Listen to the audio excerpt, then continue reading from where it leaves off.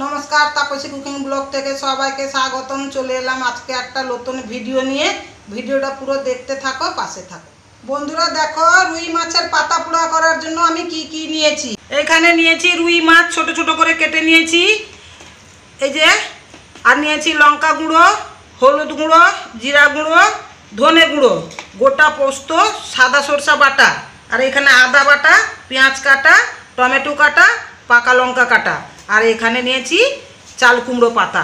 এইগুলো দিয়ে আজকে রেসিপি বানাবো। এইখানে একটা গামলা নিয়েছি, গামলার মধ্যে কেটে রাখা মাছগুলো ঢেলে দেব।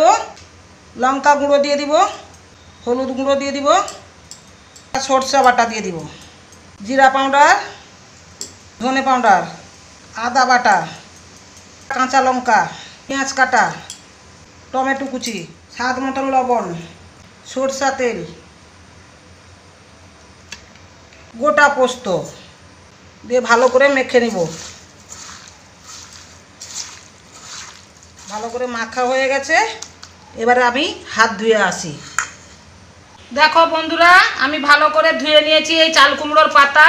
এবার পাতাটা নিয়েছি আমি উল্টো পথ দিয়ে, এবারে দিয়ে দিব চামচের সাহায্যে মেখে রাখা মাছগুলো।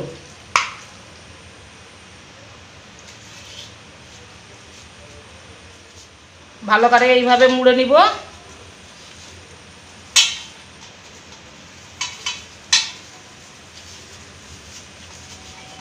একটা সুতোর সাহায্যে বেঁধে নিব।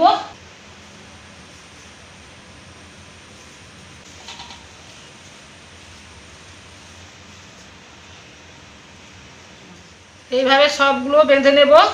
এটা যেভাবে বেঁধেছি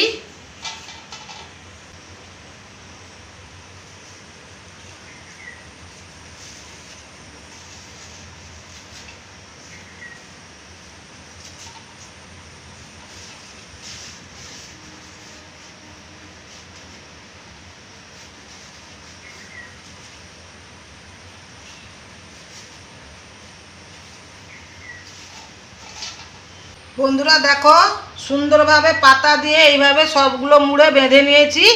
এইবারে চলো গ্যাসের কাছে যাই। ফ্রাই প্যানটা গরম হয়ে গেছে, এবারে তেল দিয়ে দিব একটু।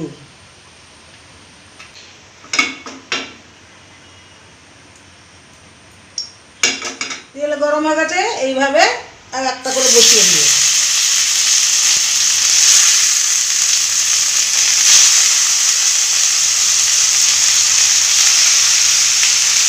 গ্যাসটা একটু কম করতে হবে, এইভাবে ঢাকা দিয়ে দিতে হবে।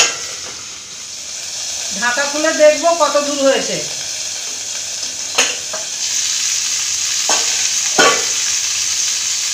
একটু উল্টে দিব।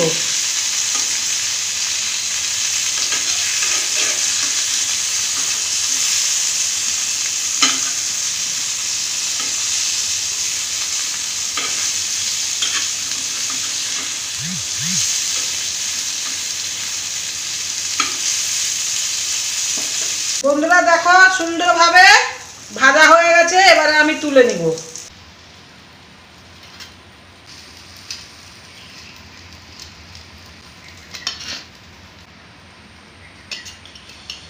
বন্ধুরা, ভিডিওটা যদি ভালো লেগে থাকে তাহলে লাইক কমেন্ট শেয়ার করবে।